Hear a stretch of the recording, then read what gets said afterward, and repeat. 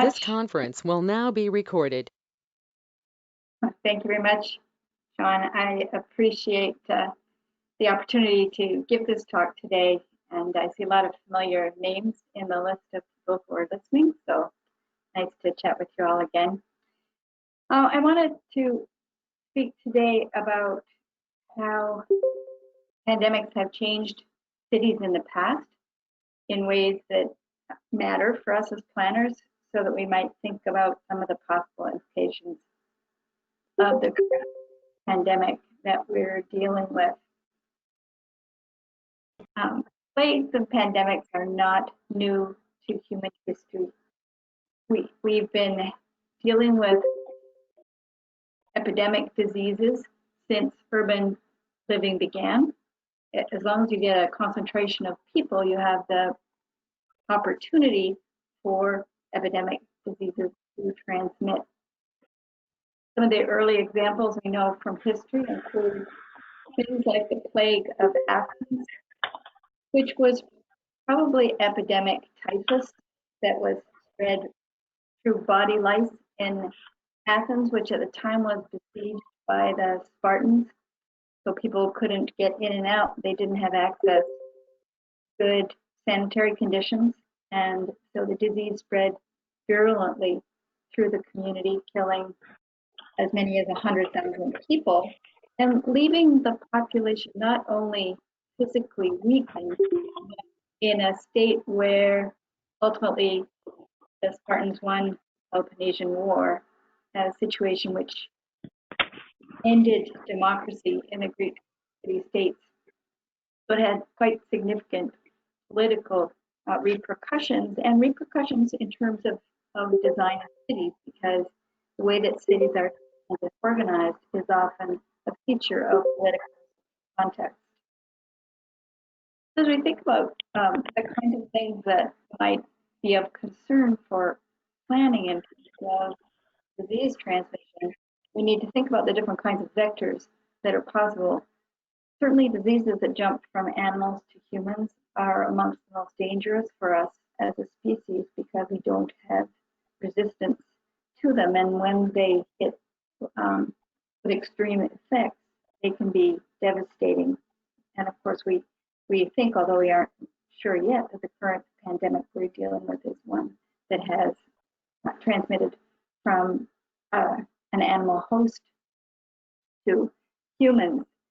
So there's three main vectors for disease transmission: body fluids, that includes blood and other fluids in the human system, and so those can involve transmission by bites, kind of things where you're dealing with fleas or body lice, or through human activity, whether that's sexual activity, as in that situation with human immunovirus, or with blood transfusions.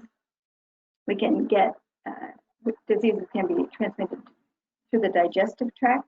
That can include eating things that are contaminated, or drinking water that's contaminated. Cholera, for example, is a contamination of the water system. And inhalation, that is through the respiratory system. Those ones are amongst the most dangerous because they involve social interaction among people. And so when we get a disease that is transmitted in this way, it's amongst the most difficult to stop in its tracks. That's the kind of pandemic we're dealing with now. And there are lifestyle factors, such as the way people interact, influential, as is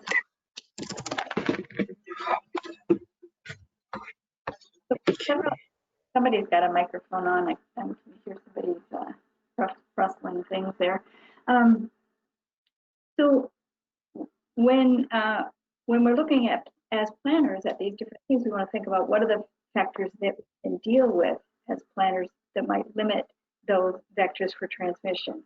Certainly the consumption ones we can deal with, ensuring adequate water supplies and sanitation in the city. Some of them, like inhalation, we're seeing some challenges there because of the way that our dense urban fabrics do create conditions in which we're interacting a lot with other people, and reduce the possibility of transmission. One of the things I wanted to focus on, the link between environmental change and risk of pandemic, just to give us a sense of how much we need to think about the way these things are linked and what we can do as planners to better prepare communities for the issues that they might face. The history of civilizations shows that there's a lot of up and downs in climate.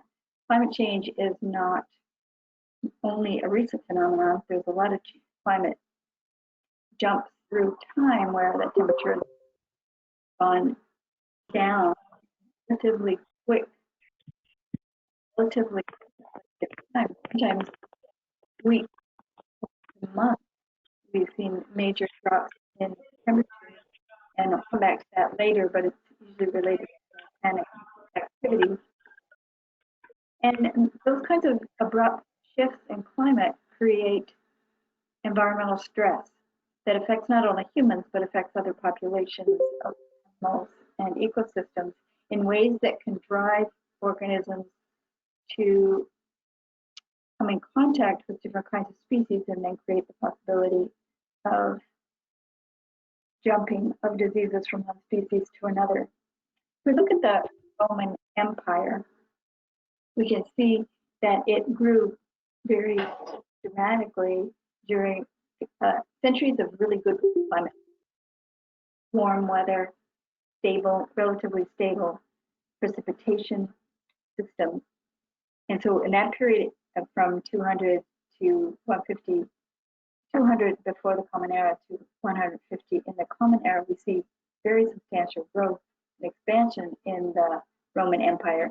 And then the climate changes, it shifts, it becomes more prone to drought, into severe cold spells that after 150 in the Common Era began to really affect yields, and that led, of course, to famine and ultimately to social and political unrest that weakened the empire ultimately. And so we see second through the 6th century that the Roman Empire is subject to these recurrent problems. Climate instability proves more and more of a challenge for the system to accommodate. So within a decade or so of the beginning of this period of climate instability and cooling and drought, we see the major plague hit the Roman Empire, the Antonine Plague, and that lasts for on and off for about 15 years and is thought to probably have been a precursor to smallpox, not the kind of smallpox that ultimately becomes endemic among humans, but perhaps an earlier jumping of this illness from animals to humans. It spread along the trade routes from to the Roman Empire, and then Roman soldiers took it with them around the empire as they tried to maintain the Pax Romanica. High death tolls in this period affected the food supply, so that there was a reduction in food, which creates famine conditions. It affected army recruiting. The losses among the military were very high, and that meant there weren't enough recruits to be able to hold the empire in places where famine was causing social unrest. The Romans in that situation turned to recruiting from the populations that they had conquered, which meant that the people who were in the army were perhaps less committed to the empire than earlier soldiers had been, which comes back to have political repercussions later on. And the poor in this epidemic increasingly convert to Christianity. Partly it's a crisis of faith when there's major disease epidemics that occur, and partly it has to do with the practices of early Christians of believing in the importance of looking after people who were ill and being willing to do that at times when people who were of other faiths, pagan faiths, were more reluctant to look after dying in large numbers. Another plague hit Rome a century or so later, another hemorrhagic fever, but this time likely smallpox, and it killed up to 20% of the population. This epidemic also had a really destabilizing impact, given that it came after continued drought and famine. It had major military and political impact in that, again, the challenges of recruiting soldiers, providing food supply, all of those things were a significant problem with that level of death. But also the economic system went into significant crisis. This is often referred to in Roman history as the crisis of the 3rd century, when the currency goes through a remarkable period of devaluation.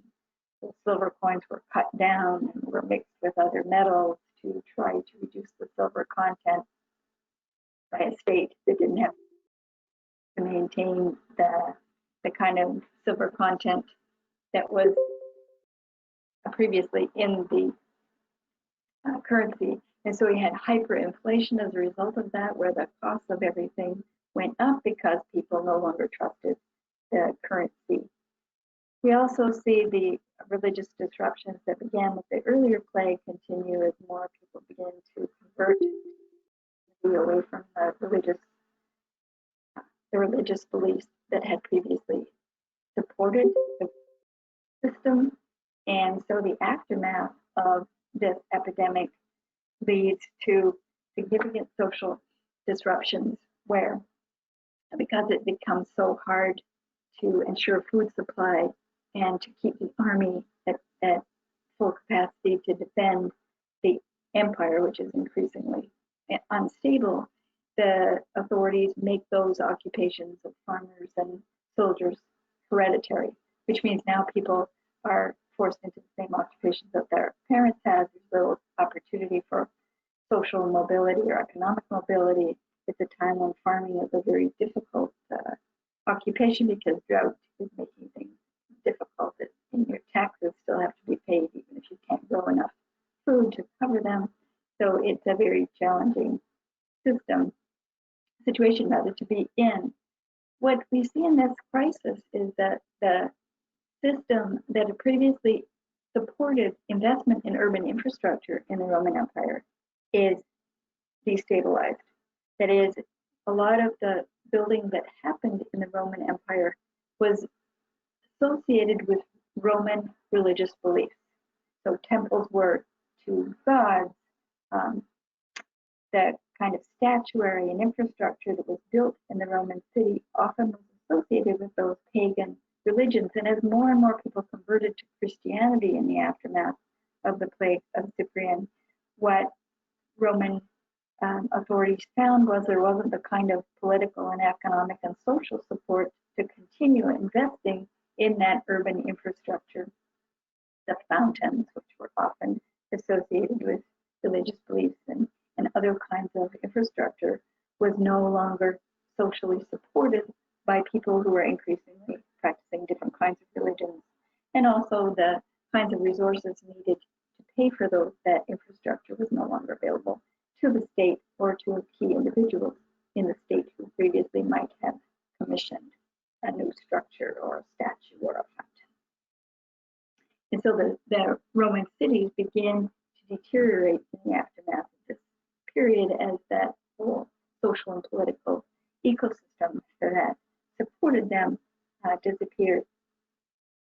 We can see when we look at some of these epidemics that there are often precursors that lead to the kind of cooling that lead to the disruption to food supplies and those things that come just before plagues hit. Plagues often hit when people are at their weak point, when they are hungry and desperate. Then we start to see these situations occur. So in the case of the bubonic plague, when we first start to see that appearing in the Roman Empire, in the later part of the Roman Empire, that is preceded by a major volcanic eruption in Indonesia in the year 535 that creates a couple of years of without really much in the way of summer, so very poor growing conditions, and a decade or more of severe cooling and wet conditions that disrupt growing conditions in many parts of the world, including the Mediterranean. It's in the aftermath of this major cooling period that the Roman Empire is hit by bubonic plague that initially was spread by fleas on rats. There are many species that can carry the fleas that cause bubonic plague. This particular epidemic is thought to have begun in Egypt around 541 in the Common Era, and then spread to Constantinople, which by that time was the capital of the Eastern Roman Empire, and from there spread further to cause a very major plague that may have killed as many as 60% of the population of cities such as Constantinople. This first period of bubonic plague that hit in 542, 541, 542, there's successive waves of that. So bubonic plague tends to go through a cycle of it increases and then it will disappear for a few years and then come back.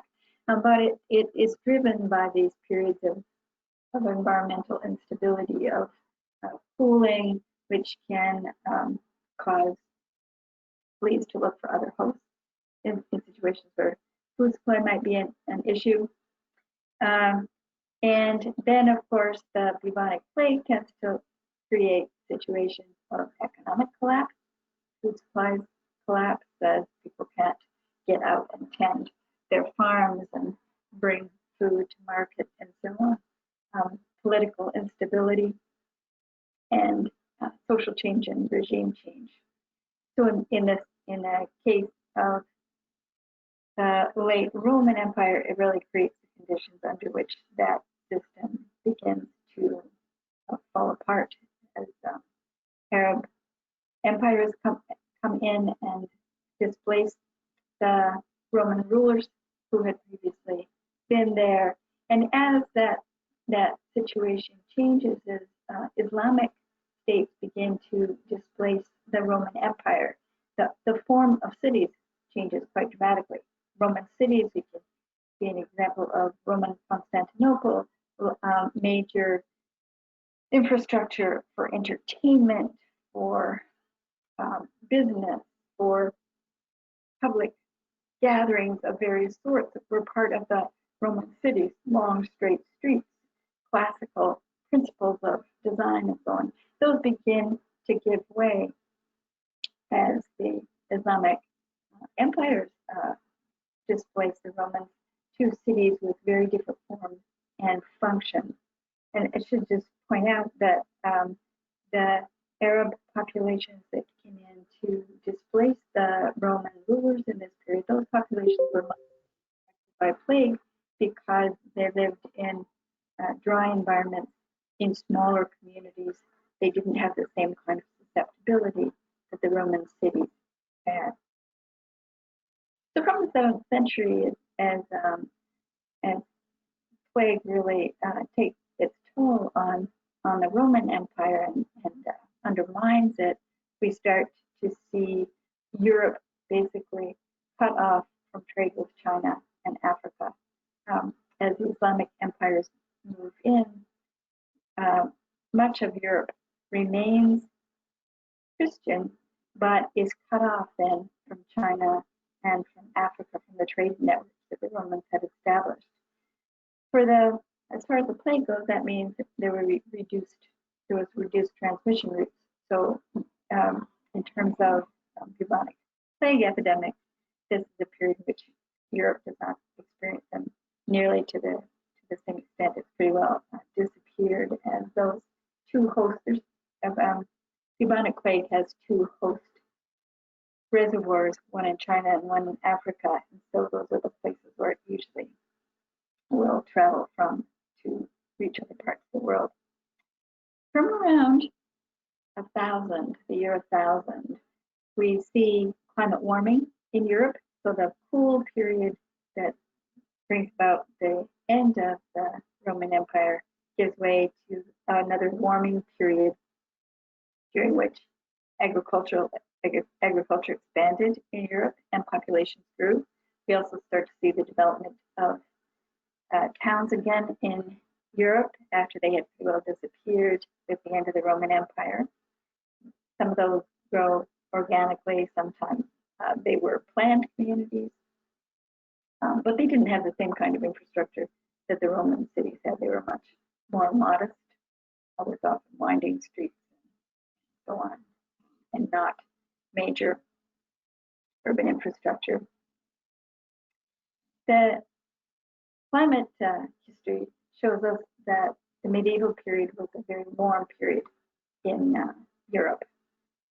And that warmth meant that people could expand agriculture into new parts of Northern Europe. So at that time, this was often thought about as kind of the Great Reclamation, that people were reclaiming areas for human use for farming. But it also, of course, was a period of great deforestation as people moved into landscapes that had previously been forested during the cool centuries. That expansion of agriculture, which was often organized through monasteries, through the church, created considerable wealth. This period, the medieval period, is an era of great wealth for the church, the Catholic Church. And Evan Fraser, in his article that I have listed in the image that I hope you can see in front of you, tells us that just in the year 1224 in France, there were a huge number of cathedrals and abbeys and churches built, many of which are great monuments that help to define what we think of as the medieval city, with towering steeples and great flying buttresses and such. Those were enabled by this period of growth that the warming enabled. This growth also enabled the development of towns, many of which were independent centers where manufacturing occurred, where there were markets for trade. The towns that were being built at this time were very crowded. They had a mix of use throughout them, and they were typically surrounded by walls in order to protect them from violence, and to protect how trade was organized and used to support the coffers of municipal governments. But this kind of crowding, of course, would have also been the context for considerable possibilities of epidemics. We know that during this period, epidemics of measles, influenza, smallpox would have been occurring in the towns. However, although towns were sometimes called eaters of men in medieval thinking because they had very high death rates, they also were continually replenished through a combination of high migration from rural areas. Because if you were a rural peasant, your only opportunity for any kind of social mobility would be to go to town or to join one of the monasteries and become part of the religious infrastructure. Those are the only two opportunities people really had. So people kept coming to the town. Also, high birth rates replenished the population. So the towns did continue to grow, although not to super large numbers. Around the late 13th century and into the beginning of the 14th century, we see a new period of cooling hit Europe. And this is often referred to as the Little Ice Age. You can see in the chart that's on this slide the way in which the temperature falls, especially in Europe. The Little Ice Age did not hit all parts of the planet, but it certainly hit Europe quite hard. And it's thought that that is associated with a series of volcanic eruptions that begin late in the 13th century, and that several others happen, another very large one in 1450. And each of these kinds of large volcanic eruptions has the effect of dropping average temperatures very dramatically over the period of months to a year, and then it continues that period of cooling continues because of the amount of materials put into the atmosphere, but also because of feedback mechanisms that occur in the planet's climate, that once you start cooling, that can trigger changes in ice systems, ice caps, the way in which ice is generated and accumulated in different parts of the planet, which can affect ocean currents, which can lead to long-term effects. So these kinds of feedback mechanisms can get triggered very quickly and have long-term implications. We see in Europe that famines begin early in the 13th century, and by the time we get to 1315, there's a very significant famine that kills many millions of people in Europe. And the Bubonic Plague appears not too many years after that. There's not usually often with these kinds of triggers, it's not an immediate, it can happen this year and next year you get the illness, but the systems are underway that can generate the problem over periods of time. So we see the Bubonic Plague returns in 1334. It first appears in China, which was experiencing famine over the years previous to that, and then it travels along the Silk Road to hit Europe in 1347. And as the Black Death comes to Europe, it is devastating a population that's already weak from decades of famine and living in cities that are quite unsanitary. And so the Bubonic Plague, which comes first on rats, it gets into the population first from flea bites. In 5% of the people who are affected with Bubonic Plague, there may be pneumonic symptoms, which means that it can be transmitted through respiratory systems, which means that then it is much more easily transmitted. Bubonic Plague is not as easily transmitted when we're dealing with fleas, because not everyone will be exposed to them. But if it's breathing related, it's much more easily transmitted, and Black Death ends up killing perhaps as many as 28 million people in its first wave in Europe. So that's about 3 years. And then it comes back many times over the next centuries until it disappears later. As the plague emptied towns, created very significant problems. Obviously, labor shortages. Some skilled trades disappeared entirely because the skilled tradesmen who knew those trades were not able to pass on the knowledge to apprentices before they passed away. Wage inflation, those who were left were able to demand higher wages because there were so few people to work. Also generated social and ideological disruptions. They have a way of unsettling populations and undermining belief systems.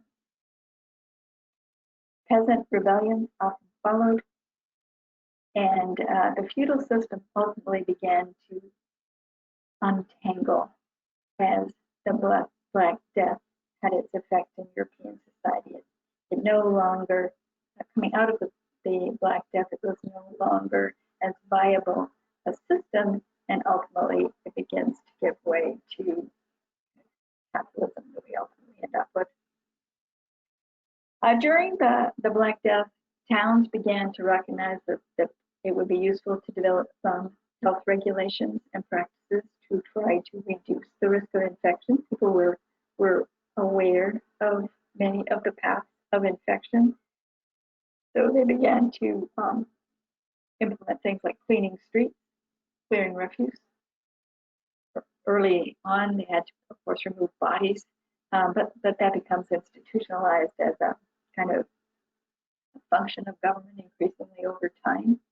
They developed hospitals. Often those were developed by religious organizations to tend to the sick, hiring of doctors to try to find ways to make people healthy again. In some places, they began to implement quarantine protocols to keep people separated from others, to reduce the risk of infection. And ultimately, as the towns emptied out, as you ended up with many fewer people living in the towns after the Black Death passed through, overcrowding conditions were reduced in those cities. People could move out of crowded conditions into places that had been vacated because the occupants had passed away, so more spaces were available, but also created some opportunities for cities to develop open space within the walls of the city, to have some open spaces where people could perhaps sit in the park and have marketplaces that were less crowded and so on. So we start to see some changes in the form of cities as well as ways they're regulated. Bubonic plague continued to recur until around 1721 was, I think, the last outbreak known in Europe. And by that time, the climate was starting to warm again in Europe. The Little Ice Age was resolving, and temperatures were increasing, growing conditions were improving. We start to see the conditions under which the Renaissance is emerging and growing in Europe, and a lot of technological innovations that improve productivity and wages. The end of the feudal system and enclosure of common land. We also see, though, that the long-term aftermath of the bubonic plague is weakening of commitment to a single kind of Christianity. The power of the church declines dramatically as new forms of religion are emerging during this period, new forms of faith that undermine the commitment to the church as the primary political organizing mechanism in Europe. And we see the rise of princes and kings who are vying for political and territorial control in this period. We also see new forms of planning appearing, often based on classical Roman ideals. And those appear first in places like Florence and then get exported to other parts of Europe and to colonial planning in the New World. The 19th century, we see other kinds of diseases that become important in the development of cities and planning of them. One of the main ones is cholera, which is a waterborne disease, bacterial infection that tends to occur in situations where poverty is rampant, where crowding is a problem, and where poor sanitation is endemic. Again, we see the rise of cholera associated with, first of all, environmental disruptions. So 1815, Mount Tambora erupts and triggers a period of cooling, very intense cooling for a year, and somewhat more cooling for a couple of years after that. Mass starvation in places in 1816, and we see the first major epidemic of cholera hitting India in 1817. It makes it to Europe in 1823, and then we see pandemic in Europe. Several waves of pandemic in Europe between 1826 and 1896, and in Asia continuing until 1923. In many of these instances, we can see the role that military play in spreading disease, because the British military, brings cholera from India to Europe, and then it spreads through warfare that is occurring in Europe during the 19th century. As with the other pandemics that we've talked about, the outbreaks are often followed within months to years afterwards by riots, revolutions, and other kinds of rebellions that occurred. So just in the year 1848, which you'll note it was during a major wave of cholera outbreaks that troubled Europe in that period. 50 nations in Europe experienced rebellions and revolutions. It was a period in which people were demanding political reforms, demanding some kind of democratic rights, workers' rights. This is the period in which communism as a philosophy begins to appeal to a large number of people who see their fate as being diminished by the kind of economic system that was under control in Europe at the time. And so these kinds of rebellions follow in a situation where people feel hopeless and helpless. During the 19th century, scientific progress in things like microscopes and scientific methodologies meant that we were able to get a better sense of what was causing the epidemics that were occurring. And so we see in studies in Britain in the 1850s, they're able to isolate the places where cholera is most rampant, using relatively simple epidemiological studies to show that a certain water pump was at the heart of the major outbreak in London in 1854. And so in the context of those kinds of discoveries and new attitudes about the role of science in public decision making, we start to see the context in which contemporary modern town planning can develop as authorities begin to take systematic steps to try to address the problems that they're dealing with. So improve water supplies and so on, improve street standards. This is the beginning of the modern town planning movement. It's also a time in which planning is used to facilitate political control, but that's another story. So the bubonic plague is, although we tend to think of it as past history, it's not. According to epidemiologists, there is still a bubonic plague pandemic underway. Although it's diminished, there's not a large number of cases. It is still occurring, and you can see that there are still cases being reported in the United States. Now that epidemic started in 1855 and killed 12.5 million people in India. And there's still outbreaks occurring in parts of Africa. And a recent, not too long ago, an article in the New York Times said the rats there can still carry the Yersinia pestis bacterium. There's still no vaccine for this disease, despite the millions of people that it's killed and the worry that it is still a significant threat should it be used, for example, by terrorists. So there's still a risk of pandemics. That some of the main things that are increasing vulnerability include environmental stress, as we know, the movement of people and goods, the misuse of medicines that drive resistance among microorganisms, and then the fear of immunization that means people leave themselves and others vulnerable.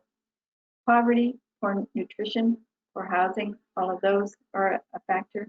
And then the social behaviors that we engage in include things like living at high density warfare. So many of these things are things that as planners we might be able to think about. We certainly, I think, need to find ways to help communities prepare for and be resilient to the kind of risks and threats that are out there.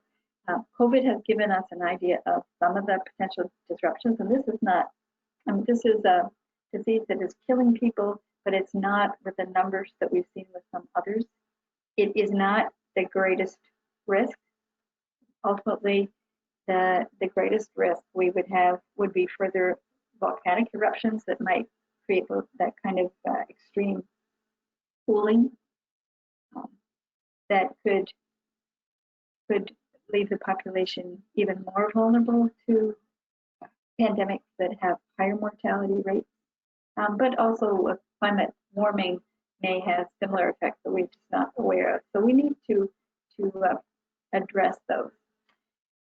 So some short-term things that we should be thinking about is, in light of the pandemic we're dealing with now, include how we might respond to potential changes in demand for housing. We're seeing that people are suggesting that may change where people want to live, how they want to live, how they can afford to live. Demand for commercial and office space is likely to be affected. We have a lot of space in some cities that is currently underutilized. Transportation demand seems to be highly affected. So we may be looking at new kinds of live-work practices, different kinds of social inequities, different childcare and education requirements. So the first thing I think we probably need to look at are the growth projections that we've been making in the past, because a lot of the premises that are embedded in those may no longer be valid. Governments are likely to be in a situation of fiscal uncertainty, so that's going to be a significant challenge. And we're seeing already that there's social and political changes happening that we will need to think about how to address. Longer term, we want to be able to keep the big picture in mind. And I think that the first thing that all of the history on pandemics tells us is the importance of maintaining food supply. That if food supply fails, nothing else matters too much, because we have to be able to feed people. And we can see the challenges to maintaining food supply even with the pandemic that we're dealing with now. So that may mean thinking about how to make sure we protect agricultural lands, remove any kind of regulations that limit growing food, and facilitating storage. Everybody needs adequate housing. That is clear. Anybody is unsafe, it makes us all unsafe. Certain kinds of changes may be necessary to the public realm. We've been seeing some things there already in terms of closing streets to make more opportunities for walking and cycling. And thinking about what kind of land uses are necessary and what supply will be worth looking at. Just I think the long-term message is to think about how we can adapt in the short term for for long-term issues, make sure we identify significant risks and assess long-term impact of options that we consider, plan for diverse scenarios, and make sure we really assess all the impacts of options that we think about.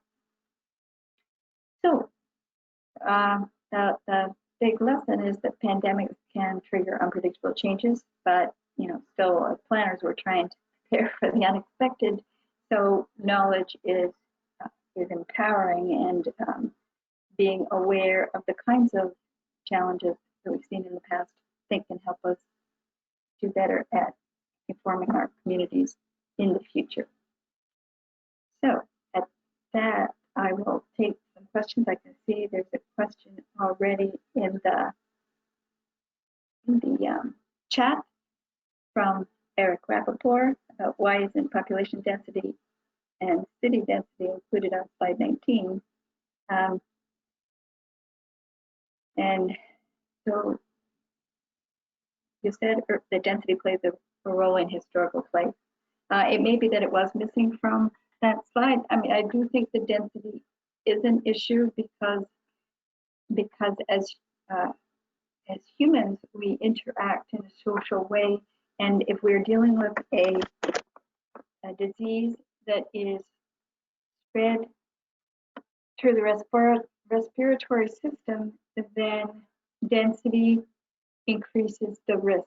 And we've seen how we've had to manage that in recent days with mask wearing and sanitation and so on. And we're certainly seeing that people in high density contexts, whether that's a bar or an elevator or so on, all of those kinds of things can increase risk. So we do need to make sure that we're aware of that, and we have contexts in which people can still go about their business without putting themselves at risk in high density contexts. Like, I guess I worry in the aftermath of this situation that we may be looking at a context in which people are reluctant to get into elevators, to go to the higher stories of buildings, because elevators necessarily put you closer than 6 feet from your neighbor. And so how will that affect the marketability of apartments on the 20th floor or offices on the 40th floor of structures? We may see some major, unless the pandemic is brought under control in relatively short order with a vaccine that reduces the risk back to where we were 6 months ago, we may be dealing with a situation in which people are reconsidering what they like and dislike in an urban context. They say there's a question from Marcus about, read an article contrasting density with crowding. How might good design enable density without forcing people into crowds? I think that's a good question that Marcus raises, because there certainly can be urban forms that allow us to house people at relatively high densities without necessarily crowding people into elevators. However, if we're trying to do that, maybe you design things that there's a larger number of elevators per structure, what you end up doing is increasing the cost of that housing, which then gets us back to the problem of inadequate housing for so many people that is also exacerbating risks for others. So I think it is a challenge. We have a lot of people on the planet, a lot of people in our cities, and trying to find ways to ensure we have the benefits of agglomeration without the risk is a significant design challenge. I mean, I don't necessarily think we all want to be living in a city with plexiglass everywhere, separating us from others, but that may be what we end up with for for a while until we sort out how to address the kind of risk that we're dealing with.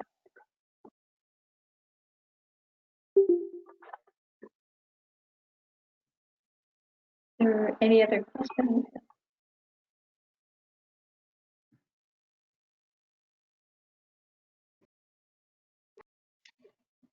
Jill. Yeah. Yeah, it's Sean here. So I guess I'm unofficially moderating a bit. So if anyone else has any questions they want to hop on with the mic, otherwise I have just one thing to ask. Okay. So going once, going twice. Okay, I think the density discussion is really incredible and important, because for at least my time in planning, going I guess on 15 years, including school, density has been this everything for planning. Density, density, density, density. You get the sense that the profession is willing to talk about this in a kind of open way? Because I do remember an article by Brent Tadera, and it was like, no, density is not a problem, it's crowding. And it was like a distinction that wasn't necessarily real. So you have very powerful voices, very predominant voices in the profession saying, don't touch this density thing. So is it a little bit of a problem that we can't go there yet, or? The short answer is yes. I mean, I think as a profession we have to be very adaptive. You know, that's what we are about, is figuring out how can we help people adapt to what is going on in the world and what the risks are that they face. And there is no point in continuing to push density if we don't have strategies that keep people safe in those conditions. So we need to put safety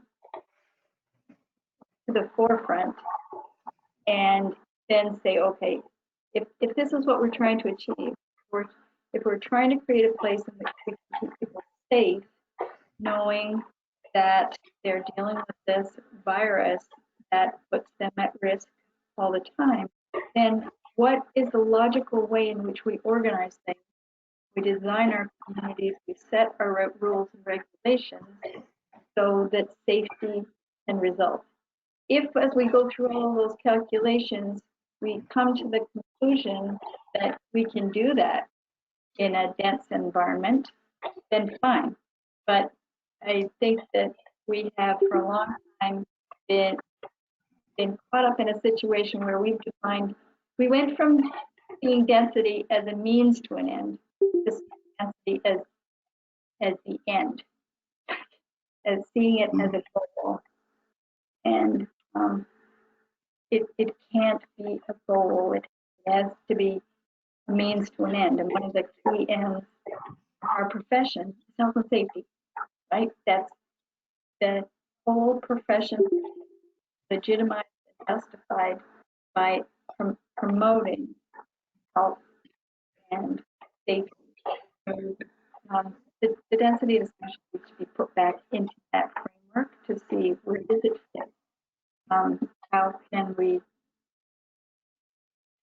make sure that we can do all the things that we think are important in this city without putting people further? Thank you, Jill, and thank you for someone who shared the Bloomberg article. That's fantastic. I'm going to have one more call for questions. We're just at about 2 o'clock, so if anyone wants to slide in. Oh, Miles put something online. Thank you, Miles. Childcare education response to the pandemic. That's an interesting question. I haven't looked around to see what people are doing in various places right now. But if you look back in history, of course, childcare and education at the time of those historic pandemics was not really a public good. So people were probably stuck trying to figure out how to look after their families in those times. So I don't have a good answer to Miles' question about good examples of child care or education reform, but I'm sure places around the world are looking at that question and trying to figure out how to do it because it's a challenge. Children don't accept the idea of staying apart 6 meters from, or 2 meters rather, from other kids.